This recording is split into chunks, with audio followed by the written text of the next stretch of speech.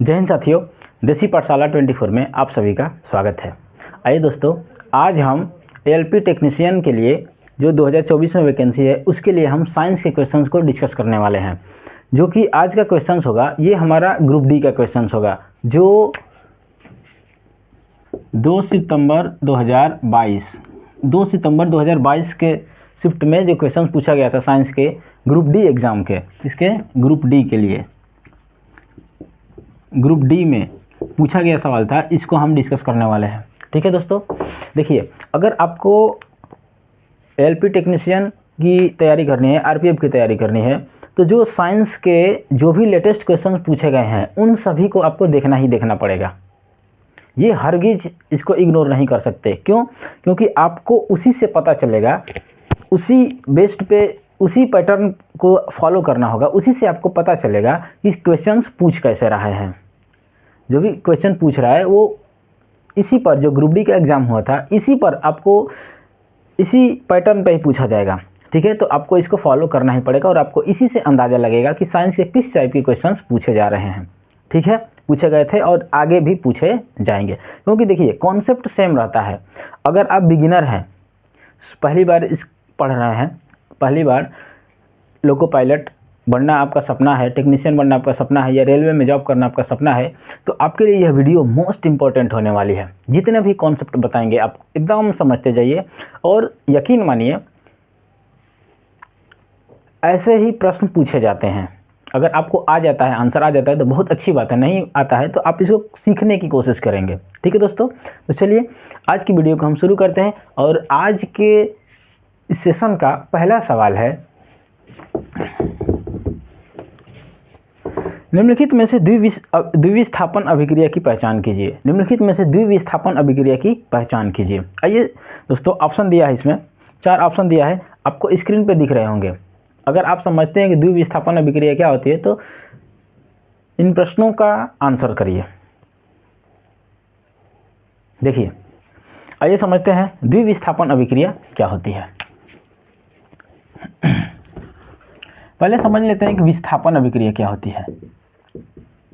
विस्थापन अभिक्रिया, विस्थापन अभिक्रिया मतलब डिस्प्लेसमेंट रिएक्शन। ठीक है, देखिए विस्थापन अभिक्रिया क्या होती है कि जैसे मान लीजिए कि ये 2 तत्व हैं, ए और बी तत्व हैं और ये एक सी तत्व है। हम अगर सी जो है ए से ज़्यादा रिएक्टिव है, सी तत्व जो है ए से ज़्यादा रिएक्टिव है, क्या है? रिएक्टिव है। ज़्यादा रिएक्टिव का मतलब ज़्यादा सक्रिय है। सी तत्व है ए के मुकाबले ज़्यादा क्या है? सक्रिय है। तो ये क्या करेगा, इस कंपाउंड से इस ए को डिस्प्लेस्ड कर देगा, विस्थापित कर देगा और अपनी जगह ले लेगा। देखिए कैसे लेगा, बन जाएगा कंपाउंड सी और बी, सी बी और प्लस ए, ऐसे अलग हो गया। ये है विस्थापन अभिक्रिया है। ये क्या करेगा, जो भी ज़्यादा सक्रिय तत्व होते हैं वो अपने से कम सक्रिय तत्व के सॉल्यूशन से उसको क्या करते हैं, उसको विस्थापित कर देते हैं, उस तत्व को विस्थापित कर देते हैं और उसकी जगह अपनी ले लेते हैं। ये है विस्थापन अभिक्रिया। मतलब ये कमज़ोर था, ज़्यादा सक्रिय नहीं था, और ये क्या है, इससे ज़्यादा सक्रिय है। ज़्यादा ये क्या है, ज़्यादा इससे सक्रिय है, तो इसको क्या तुम अपनी जगह ले लेगा। ठीक है दोस्तों, ये ज़्यादा पावरफुल है, ऐसे समझिए, ये ज़्यादा पावरफुल है और ये कम पावरफुल है। तो ये इसके साथ क्या करेगा, इसको कहे भगा देगा, कहे कि भाई तुम्हारी जगह हम लेंगे। क्यों? क्योंकि हम तुमसे क्या है, ज़्यादा सक्रिय हैं। समझ में आ गया? ये होता है विस्थापन अभिक्रिया। अपने से कम सक्रिय वाले तत्व के सॉल्यूशन से क्या करते हैं, उसको विस्थापित कर देते हैं। ठीक है, चलिए अब हम समझते हैं कि डबल विस्थापन क्या होता है। ये है तो एकल विस्थापन। क्यों? क्योंकि एक ही तो विस्थापित हुआ है ना, एक ही तत्व विस्थापित हुआ है, तो ये कौन सा हुआ, ये एकल विस्थापन हुआ। इसको क्या बोलते हैं हम, एकल विस्थापन। यहाँ लिख देते हैं, इसको बोलते हैं हम एकल विस्थापन। एकल विस्थापन जैसे है, एग्जाम्पल ले लेते हैं, जैसे कॉपर सल्फेट है, क्या है, कॉपर सल्फेट। कॉपर सल्फेट के विलयन से कॉपर सल्फेट ये जब आयरन से रिएक्शन कराते हैं तो ये क्या होता है, जो कॉपर से ज़्यादा रिएक्टिव होता है कौन, आयरन।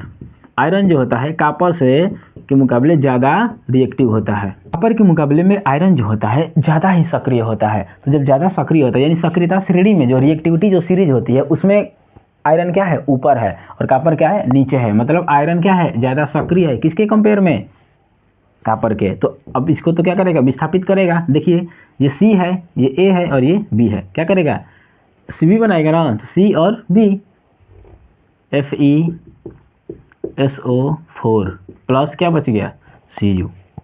कॉपर सल्फेट के विलयन से क्या कर दिया, कॉपर को विस्थापित कर दिया और अपने आ गया कौन, आयरन। ये है एकल विस्थापन। ठीक है दोस्तों, आइए समझते हैं द्विविस्थापन क्या होता है। डबल डिस्प्लेसमेंट रिएक्शन, देखिए ये क्या होता है। तो द्विविस्थापन अभिक्रिया में क्या होता है, देखिए जैसे मान लीजिए ये AB है और ये CD है,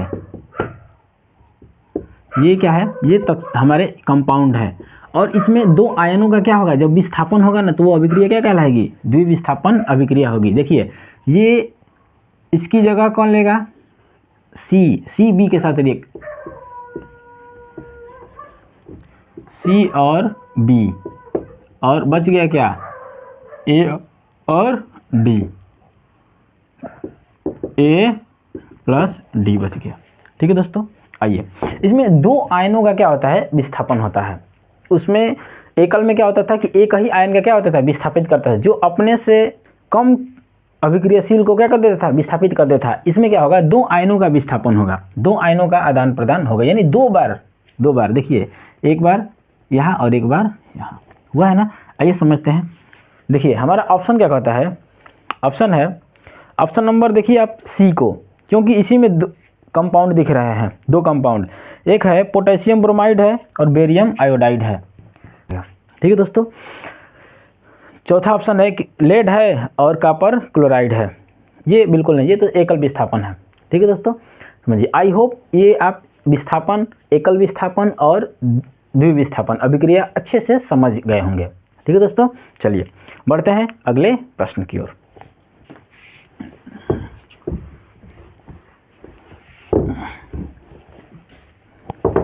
निम्न में से किस तत्व में अधिक प्रभावी नाभिकीय आवेश होता है, अधिक प्रभावी नाभिकीय आवेश होता है। ऑप्शन है कार्बन, फ्लोरीन, लिथियम और बेरियम। कार्बन है, फ्लोरीन है और लिथियम है और बोरॉन है। Carbon, fluorine, lithium, boron. देख लीजिए किसमें प्रभावी नाभिकीय आवेश किसमें ज़्यादा है, अधिक है, सर्वाधिक है। देखिए इसकी वैलेंसी कितनी होती है, 4, इसकी कितनी होती है, ये आता है 6 नंबर पे आता है, और ये 9 नंबर पे 3। Hydrogen, helium, lithium, beryllium, boron 5 number पे किसमें होगा, फ्लोरीन में। ऑप्शन नंबर कौन सा सही हो जाएगा हमारा, option number B is right answer.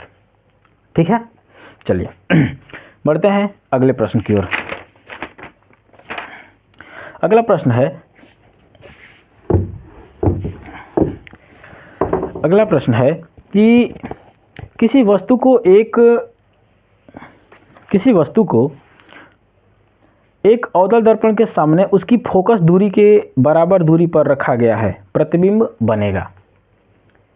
अवतल दर्पण है और उसकी फोकस दूरी के बराबर दूरी पर वस्तु को रखा जाता है, तो प्रतिबिंब कहाँ बनेगा। आइए समझते हैं अवतल दर्पण में प्रतिबिंब कैसे बनता है। देखिए दोस्तों, ये हमारा अवतल दर्पण हो गया। बाहरी सरफेस से हम क्या कर दें, इस पर पॉलिश कर देंगे तो ये क्या बन जाता है हमारा अवतल दर्पण। अवतल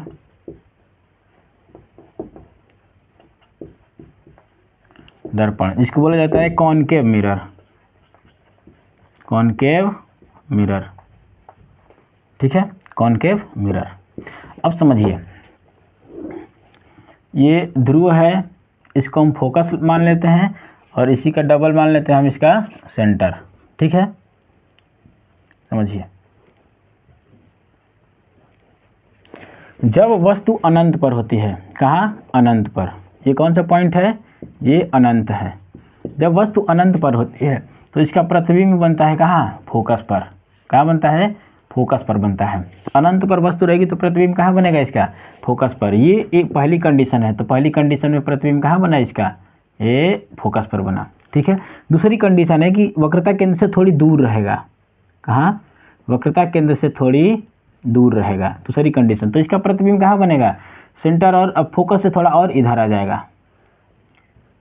कैसा बनेगा यह प्रतिबिंब, होता कैसा है, वस्तु के मुकाबले छोटा होता है, ठीक है, छोटा होता है, उल्टा होता है और वासी। कैसा होता है, छोटा होगा, पहली बात कि वस्तु से छोटा होगा, उल्टा वास्तविक होगा,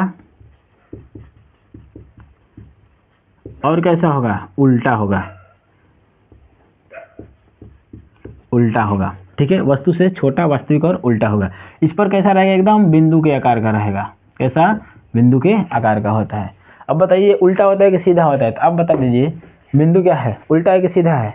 बिंदु जो कि उल्टा और सीधे का कोई अर्थ नहीं होता है। अगर आपको आंसर ऑप्शन में टिक ही करना होगा तो आप क्या मारेंगे, उल्टा मारेंगे, क्योंकि अवतल दर्पण द्वारा प्रतिबिंब कैसा बनता है, उल्टा ही बनता है, ठीक है। एक कंडीशन में बस सीधा बनता है, समझिए।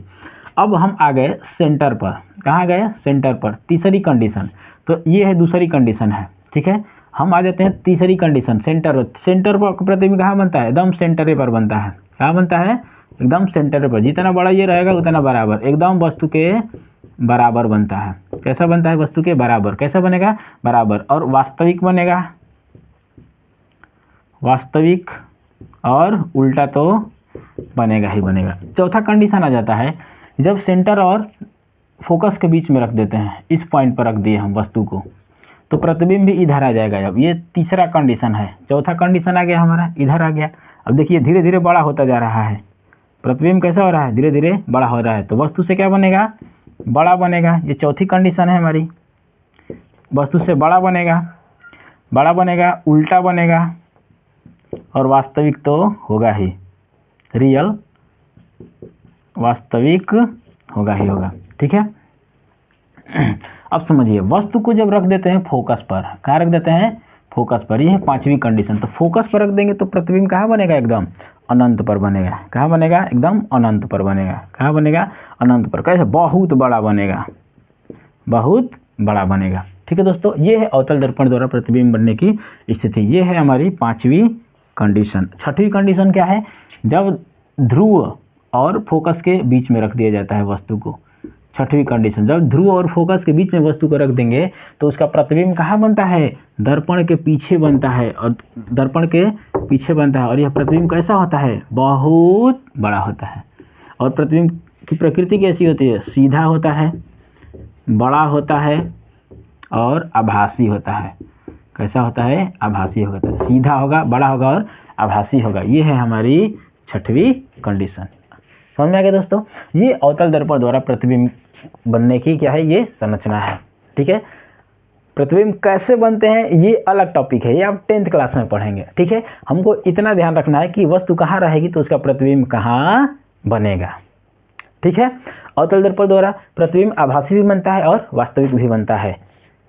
अधिकतम प्रतिबिंब कैसा बनता है, वास्तविक बनता है, और उल्टा बनता है। देखिए, इफ वस्तु अनंत पर थी तो इसका प्रतिबिंब कहाँ बना था, जब वस्तु अनंत पर थी तो इसका प्रतिबिंब कहाँ बना था, फोकस पर। दूसरी कंडीशन, जैसे जैसे वस्तु को दर्पण के समीप ले जा रहा है, प्रतिबिंब दूर भगता जा रहा है ना। दूसरी कंडीशन क्या है, जब सेंटर के दूर रहा तो ये भी प्रतिबिंब क्या होगा, फोकस से दूर हो गया। जब सेंटर पर ला दिया तो सेंटर पे आ गया, सेंटर से नज़दीक ले गए तो ये सेंटर से दूर भाग गया। फिर इसको फोकस पे लाए तो ये अनंत पे चला गया, फोकस की इधर लाए तो कहे कि भैया अब अनंत से कहाँ बनेगा, हम पीछे बनाएंगे। कैसा बनेगा, पीछे बना, सीधा, बड़ा और आभासी प्रतिबिंब बनता है। ये है अवतल दर्पण द्वारा प्रतिबिंब का बनना, ठीक है। आई होप अच्छे से आप समझ गए होंगे। अब देखिए अब आपका आंसर क्या कह रहा है, ऑप्शन दे रहा है फोकस दूरी के बराबर रखा जाए, मतलब वस्तु को कहाँ रखा जा रहा है, पांचवी कंडीशन में। तो पांचवी कंडीशन में कहाँ बना है प्रतिबिंब, अनंत पर बना है और बहुत बड़ा बना है। देखिए कहाँ बनेगा प्रतिबिंब, इसका ऑप्शन नंबर सी, पी और एफ के बीच में बनेगा, बिल्कुल नहीं। सी पर बनेगा, ये भी नहीं बनेगा। सी और एफ के बीच स्थित नहीं, बिल्कुल। कहाँ बनेगा, अनंत पर बनेगा। जब फोकस पर रखेंगे तो कहाँ बनेगा, अनंत पर बनेगा, ठीक है दोस्तों। आई होप आपको ये कॉन्सेप्ट समझ में आ गया होगा, ठीक है। चलिए बढ़ते हैं अगले प्रश्न की ओर। अगला प्रश्न है कि निम्नलिखित में से कौन सी गतिविधि पर्यावरण के अनुकूल है, कौन सी गतिविधि पर्यावरण के अनुकूल है। आइए इसको ओरल सॉल्व कर लेते हैं। गगनचुंबी इमारतों का निर्माण करना, गगनचुंबी इमारत मतलब खूब लंबी लंबी इमारतें बनाते हैं, तो क्या पर्यावरण के अनुकूल है? बिल्कुल नहीं है, प्रतिकूल है। बिजली के उत्पादन के लिए सौर ऊर्जा का उपयोग करना, अगर आप बिजली के उत्पादन के लिए सौर ऊर्जा का उपयोग करते हैं तो सौर ऊर्जा से तो कोई हानिकारक होते कोई हानि है नहीं, सौर ऊर्जा से कोई हानि नहीं है, कोई नुकसान नहीं है। इसका मतलब क्या है? ये पर्यावरण के अनुकूल है, ठीक है, पर्यावरण के प्रतिकूल नहीं होगा। अनुकूल का मतलब ये हुआ कि इसमें पर्यावरण की कोई क्षति ना हो, ठीक है। तो अगर आप सौर ऊर्जा का उपयोग कर रहे हैं इलेक्ट्रिसिटी के लिए, बिजली के लिए, तो ये क्या होगा? ये पर्यावरण के अनुकूल ही होगा, ठीक है, इसमें कोई पर्यावरण का नुकसान नहीं होता है। हमें ऑप्शन नंबर हमारा कौन सा सही हो जाएगा? Option number B is right answer. Option number क्या हो जाएगा? Option number B right answer हो जाएगा। आइए तीसरा ऑप्शन पढ़ते हैं। गर्मी के दिन में एसी तथा कूलर का उपयोग करना। गर्मी के दिन में एसी और कूलर यूज करते हैं तो क्या होता है? उससे CFC निकलता है, क्लोरोफ्लोरोकार्बन निकलता है, जो ओजोन परत में क्या करती है? छेद करने का काम करती है, बहुत ही हानिकारक होती है, ठीक है दोस्तों, ये तो हो नहीं सकता। खरीदारी के लिए पॉलीथीन का उपयोग करें। जो पॉलीथीन का आप उपयोग करते हैं ये बहुत ही क्या है? इसका पॉलीथीन का रिसाइकल नहीं होता है, ठीक है, ये पर्यावरण के प्रतिकूल है, ठीक है। ऑप्शन नंबर कौन सा हमारा सही होगा? Option number B is right answer, ठीक है। चलिए अगले प्रश्न की ओर। अगला प्रश्न है हमारा, आहार नाल में भोजन की गति शरीर की चिकनी पेशियों द्वारा होती है। आहार नाल में भोजन की जो गति होती है शरीर की चिकनी पेशियों द्वारा होती है। भोजन लिए आहार नाल क्या होता है? मुख गुहा से लेकर गुदा द्वार तक के रास्ते को क्या बोला जाता है? आहार नाल बोला जाता है, ठीक है। चलिए प्रश्न क्या पूछता है? निम्नलिखित में से किस विकल्प में शामिल सभी अंगों में चिकनी पेशियां होती हैं? चिकनी पेशियां, पेशियों को, पेशियां मतलब मांसपेशी कैसी चिकनी होनी चाहिए। किस ऑप्शन पढ़िए? हृदय, आँख, आइरिस और अस्थिया। हृदय मतलब हृदय, आँख की आइरिस हो गया, और क्या है? अस्थिया, अस्थि मतलब हड्डी होता है, हड्डी चिकनी नहीं होती है, ठीक है। अस्थिया मूत्रवाहिनी, फेफड़ों की श्वसनियों।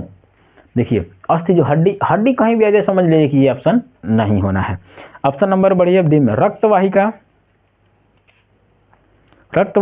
मूत्रवाहिनी और अस्थिया। रक्तवाहिका, मूत्रवाहिनी और अस्थि।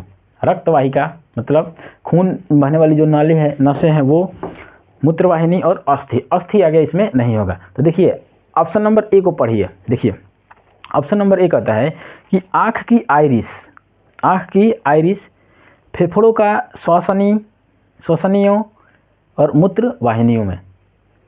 फेफड़ा में श्वास नली ना है, श्वास नली ये चिकनी मांसपेशियों की बनी होती है, ठीक है। इनकी पेशियाँ कैसी होती है? चिकनी होती है। तो ऑप्शन नंबर हमारा कौन सा सही हो जाएगा? आँख की आइरिस, फेफड़ों की श्वसनिया और मूत्र वाहिनी, ये हमारा option number A right answer हो जाएगा, ठीक है दोस्तों। चलिए बढ़ते हैं अगले प्रश्न की ओर। अगला प्रश्न है, यदि किसी प्रतिरोध को, अगला प्रश्न है कि 6 ओम, 9 ओम और 6 ओम के प्रतिरोध को समांतर क्रम में संयोजित किया जाता है तो परिणामी प्रतिरोध होगा। 6 ओम, 9 ओम और 6 ओम, 6 ओम है, 9 ओम है और कितना? फिर 6 ओम है। 3 प्रतिरोध है, इन तीनों को समांतर में जोड़ा जा रहा है। समांतर में जोड़ने का फार्मूला आपको पता है, 1/r बराबर क्या हो जाएगा? 1/r1 plus 1/r2 plus 1/r3। जितने भी प्रतिरोध हों इनको 1 करके जोड़ते जाइए। हल कर लीजिए, इसको सॉल्व कर लीजिए। 1/r क्या हो गया?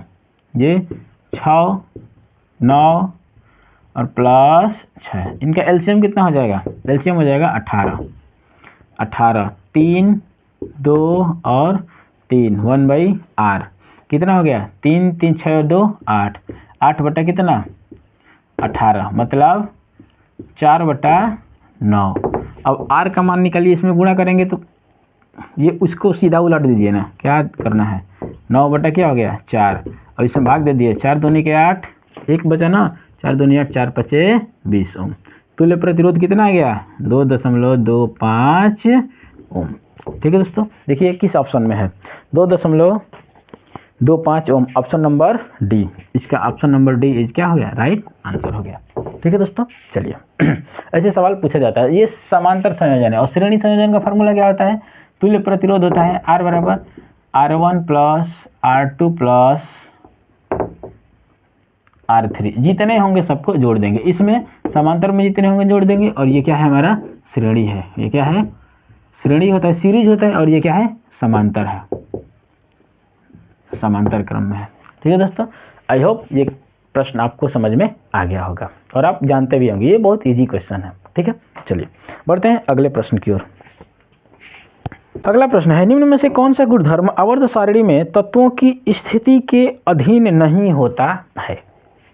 आवर्त सारणी, आवर्त सारणी सवाल पूछ दिया, कौन सा जो तत्व होता है, कौन सा गुण होता है तत्वों की स्थिति के अधीन नहीं होता है। ऐसा कौन सा गुण है जो तत्वों की स्थिति के अधीन नहीं होता है। संयोजकता, आपको पता है कि जिस वर्ग में रहेगा उस वर्ग के सभी तत्वों की संयोजकता क्या होगी, समान होती है। अगला परमाणु आकार, जैसे जैसे परमाणु आकार क्या होता है जी, परमाणु आकार भी परिवर्तन होता रहता है।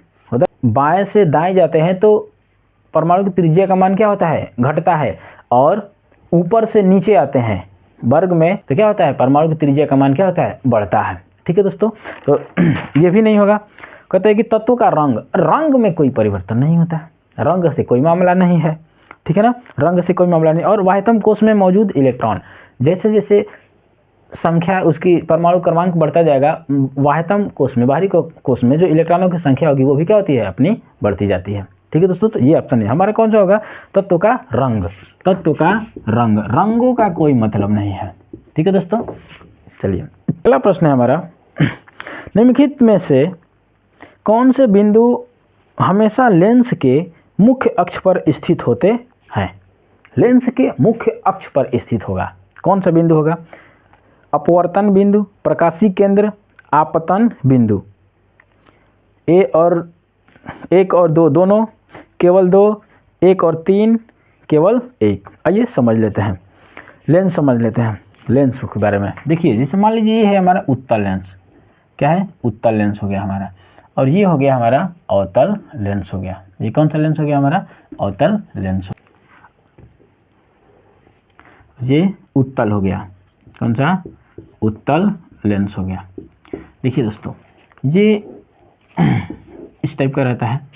जो पहला ऑप्शन कह रहा है इसमें कि अपवर्तन बिंदु, तो अपवर्तन जो कोई प्रकाश की किरण आती है तो यहाँ से अपवर्तन होता है, ये मुख्य अक्ष पर है, अपवर्तन यहाँ से हुआ ना, ये मुख्य अक्ष पर है, एकदम नहीं है, मुख्य अक्ष पर नहीं है ना, नहीं है। तो ये ऑप्शन हमारा पहला ऑप्शन जो हुआ हमारा क्या हुआ, ये गलत हो गया।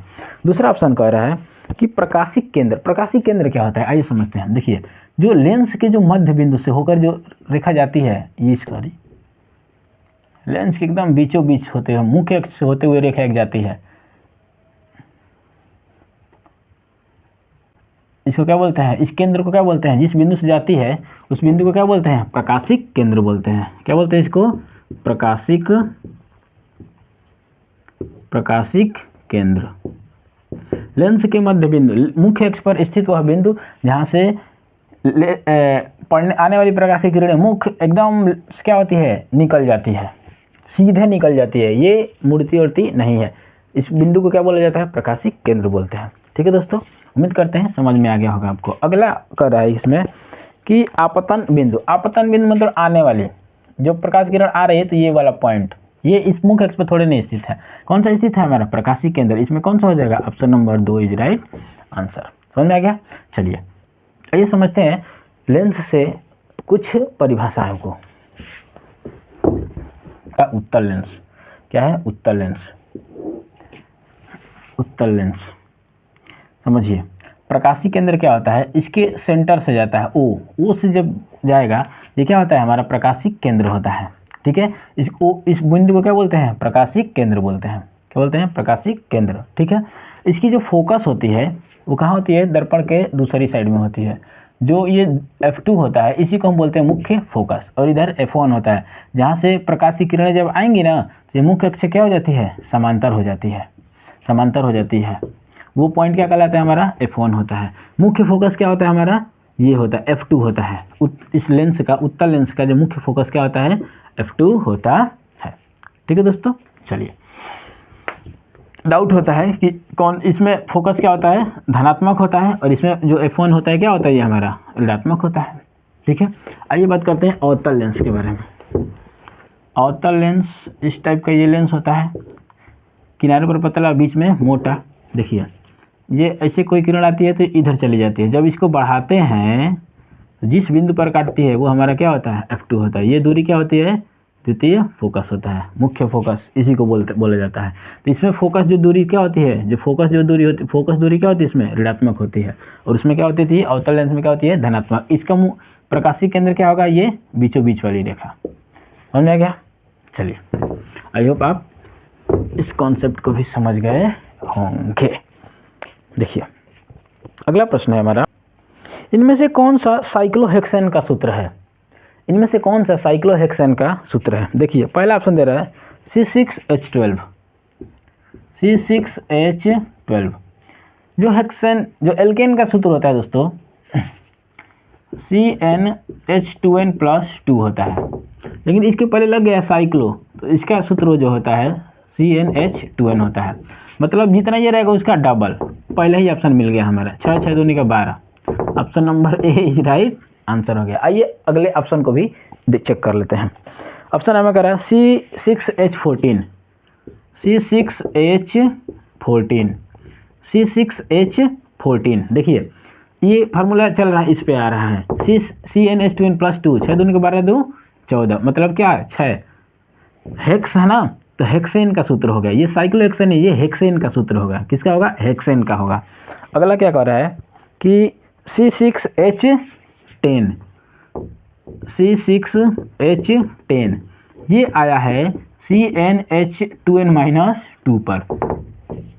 एल्काइन का सूत्र है, एक हेक्साइन हो जाएगा। ये क्या हो जाएगा, हेक्साइन। ये किसका सूत्र होता है, एल्काइन का होता है। ये किसका होता है, एल्केन का। और ये किसका, एल्कीन का। एल्कीन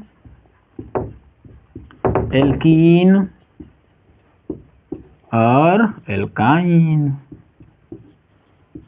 एल्काइन इसी को बोला जाता है साइक्लोहेक्सेन। ये साइक्लोहेक्सेन है। ठीक है दोस्तों, ये किसका है, एल्कीन, तो ये हेक्साइन हो जाएगा। ठीक है, आइए चौथे ऑप्शन को देख लेते हैं। C6H6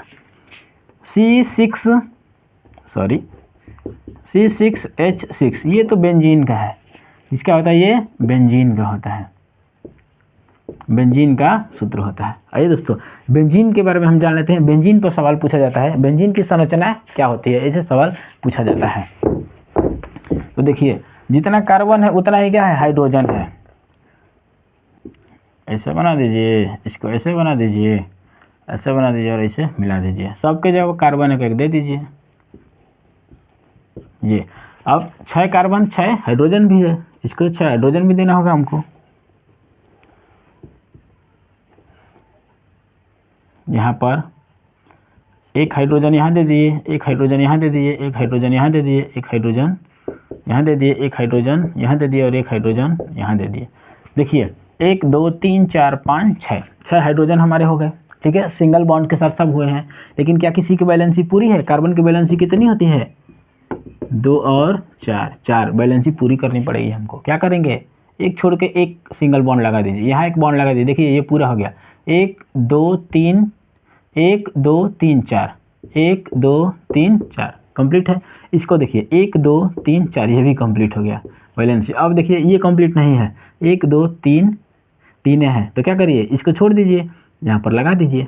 क्या हो गया, 1 2 3 4 ये भी कंप्लीट हो गया, ये भी कंप्लीट हो गया। अब इसके 1 2 3 4 ये भी कंप्लीट है। अब इसको यहाँ पे रख सकते हैं, यहाँ भी रख सकते हैं, कहीं रखिए कोई दिक्कत नहीं है।